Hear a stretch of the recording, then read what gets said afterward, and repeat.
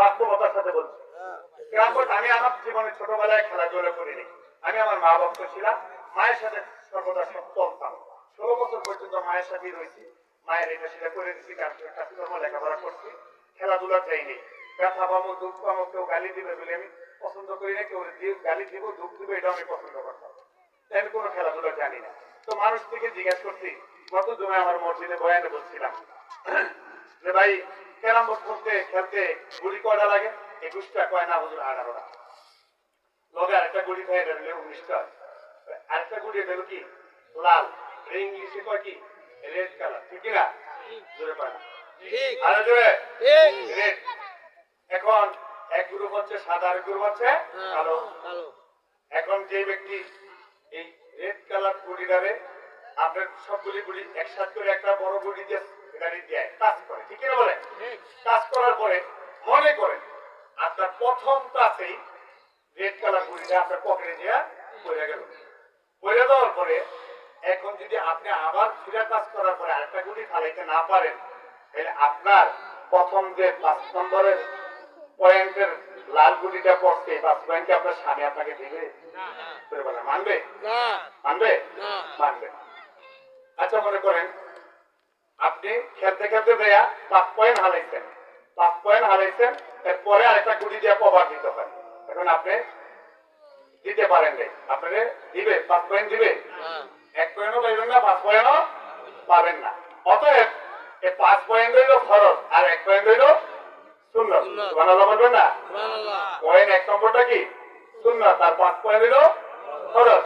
এখন আপনি ফরজটাকে কবুল করাইতে হইলে ফরজের আগে সুন্নাত পড়তে হবে, ফরজের পরেও সুন্নাত বলে না, ফরজের আগে সুন্নাত, ফরজের পরে সুন্নাত। এজন্য আমি আমার কবিতায় বলি, নবী আছে যেখানে আল্লাহ আছে সেখানে, সুন্নাত আছে যেখানে আল্লাহ আছে সেখানে, সুন্নাত আছে যেখানে ফরজ আছে। মনে থাকবে তো? এবার বলেন তো আর কোনদিন সুন্নাত নামাজ ছাড়বেন? কে কে ছাড়বেন না? হাত তুলে দেখান তো, ওয়াদা করেন ইনশাআল্লাহ। নারে তাকবীর, নারে রিসালাত, ইয়া রাসূলুল্লাহ। আল্লাহ কবুল করে সকলে বলেন আমিন। এই যে দেখেন ছেলেটা আমার সবার সামনে, হ্যাঁ, ও আমার সাথে সাথে নামাজ পড়ে। তুমি এত নামাজ পড়ো, কি নামাজ পড়ো? যে আদেশ বলেন আমি দেখে দেখে বলি। সুবহানাল্লাহ বলেন না? সুবহানাল্লাহ। আর জোরে বলেন সুবহানাল্লাহ। সুবহানাল্লাহ। ভালোর সাথে চলিলে খায় বাড়ার পান, খারাপের সাথে চলিলে কাটা যায় কান, সৎ সঙ্গে স্বর্গবাস, অসৎ সঙ্গে সর্বনাশ। বলেন আল্লাহু আকবার। আমার এই যে একজন কলিজার টুকরা আলেম মাওলানা আবু ইউসুফ সাহেব আপনাদের গ্রামে বসবাস করে আজকে কয়েক বছর বাড়িঘর করছে, ঠিক কিনা বলেন? এই একজন আল্লাহওয়ালা ব্যক্তি আপনারা পেয়েছেন, তিনি এখানে থাকার কারণে ওনার উসিলায় এলাকার সন্তানগুলি দিনদার হইলে আজকের মাহফিল খানা সাজাইল আপনাদের সকলের প্রচেষ্টা নিয়ে। এইভাবে আপনার সন্তানকে যদি একজন আলেম বানাইতে পারেন, আপনার সন্তানের উসিলায় হাজার হাজার আলেম হবে, তার উসিলায় হাজার হাজার আলেম হবে। জোরে জোরে বলেন সুবহানাল্লাহ। বন্ধুরে আমার, হাদিস শরীফ প্রমাণ করে আল্লাহর হাবিব সাল্লাল্লাহু আলাইহি সাল্লাম একদিন চাঁদনি রাতে, কি রাতে? চাঁদনি রাত চিনেন আপনারা? আমরা চিনি শুধু ওই যে ঈদুল ফিতরের রাত আর ঈদুল আজহার রাত, এটারে চাঁদনি রাত বলে। আর ওই রাত্রে আমাদের দেশের যুবক যুবতীরা ওই আমরা সারা বাংলাদেশের মধ্যে টুস ঠাস পুড়ে ফেলে, কি কর একেবারে দেশটারে সর্বনাশ করে দেয়। আছে না নাই? বলেন আছে না নাই? তাদের দিনের আমি আয়েশা সিদ্দিকাকে নিয়ে ঘুরতে গেলেন। ঘুরতে যাওয়ার পরে মরুভূমির মাঝখানে হাঁটে। আম্মা জান আয়েশা বলে 1, তারপরে কি 2, তারপরে 3, তারপরে 4, তারপরে তারপর তারপরে তারপরে তারপরে তারপরে নবীজি দেখতে বলেন, আরে আয়েশা আপনি কি গুনতেছেন?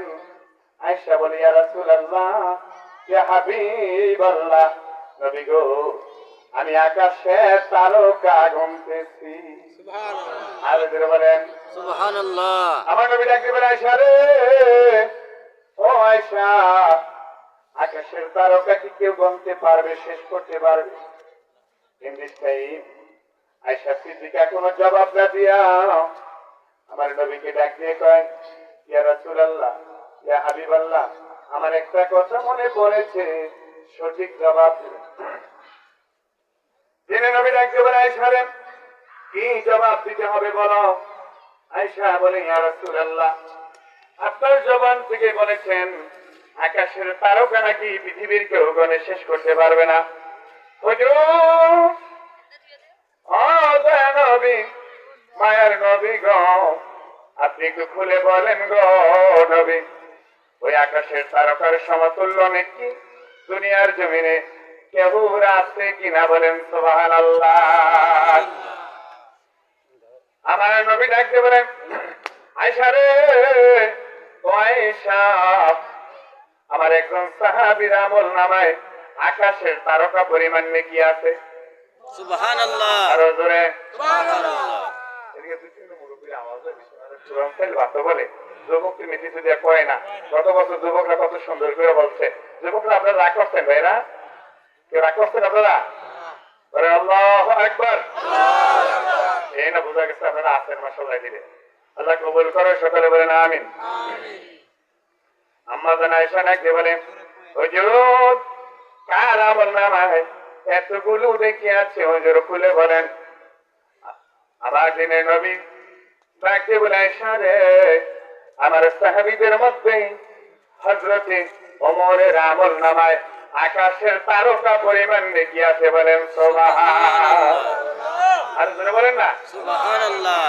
সুবহানাল্লাহ। কোন মনে হয় আমরা মনে হয় একটু বেশি আছে কেন, তো মনে হয় বেশি আম করতে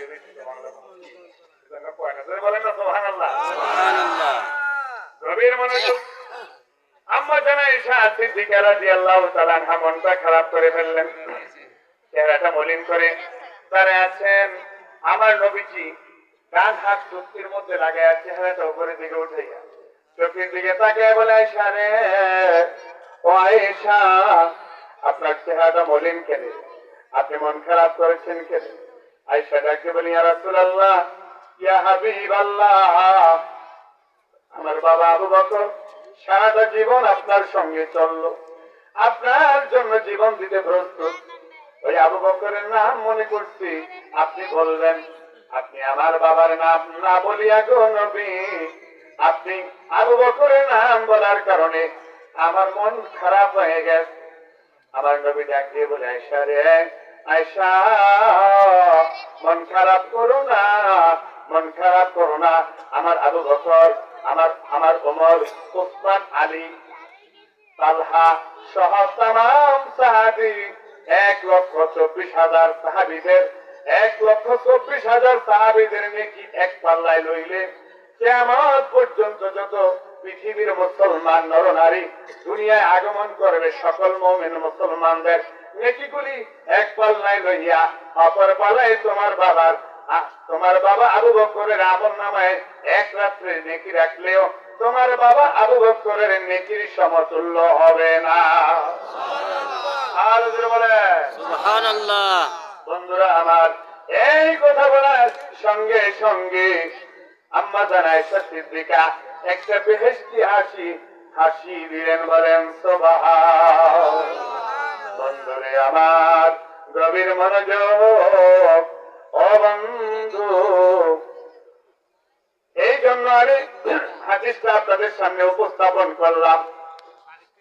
হযরত আবু বকর সিদ্দিক রাদিয়াল্লাহু তাআলা আনহু ওনার জীবনে সর্বপ্রথম আমার নবীজির হাত দিয়ে কালিমা পড়ে মুসলমান হওয়ার কারণে হযরত আবু বকরের নেকির সমতুল্য তামাম পৃথিবীর মুসলমানদেরও হবে না। জোরে বলেন সুবহানাল্লাহ। তাইলে যে কোনো কাজ সর্বপ্রথম যে করবে আর সারা দেশের মানুষ মিলে করবে, সর্বপ্রথম তার আমল নামায় আমার আল্লাহ এতগুলো নেকি দিবেন। তামাম দেশের মানুষ সবাই মিলে, ছোট বড় সবাই মিলে নেকি যেটুকুলি করেছে সবার থেকে তার আমল নামায় বেশি হবে যিনি আগে উদ্বোধন করেছে। বলেন না সুবহানাল্লাহ। যেমন আজকের মাহফিল, এই মাহফিলের উদ্বোধনের উদ্যোক্তা যিনি, তার উসিলায় সবাই উদ্বুদ্ধ হয়ে মাহফিল করেছেন, টাকা পয়সা দিয়েছেন, দান খয়রাত করেছেন, মাহফিলে এসেছেন, ওয়াজ শুনেছেন। এভাবে সুন্দর করে বেহেশতের বাগান সাজিয়েছেন, ওলামায়ে কেরামকে দাওয়াত দিয়েছেন, তাদেরকে মেহমানদারি করেছেন, ওলামায়ে কেরামরা কথা শুনেছেন, ওলামায়ে কেরাম আমরা দাওয়াত খেয়েছি, আপনাদেরকে ওয়াজ শুনিয়েছি।